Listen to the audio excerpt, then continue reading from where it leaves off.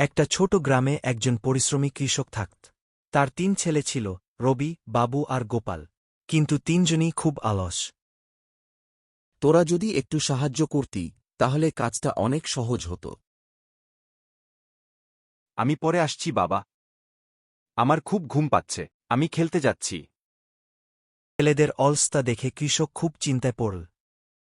শোন, আমাদের জমির নিচে গুপ্তধন লুকানো আছে। খুঁজে বের কর।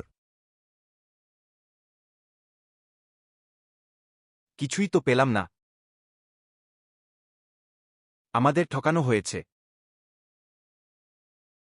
এত কষ্ট করলাম। খোঁড়াখুড়ির কারণে জমি নরম হয়ে গেল। সেখানে ফসল খুব ভালো হল। এই ফসলই আসল গুপ্তধন। পরিশ্রমী আসল সম্পদ।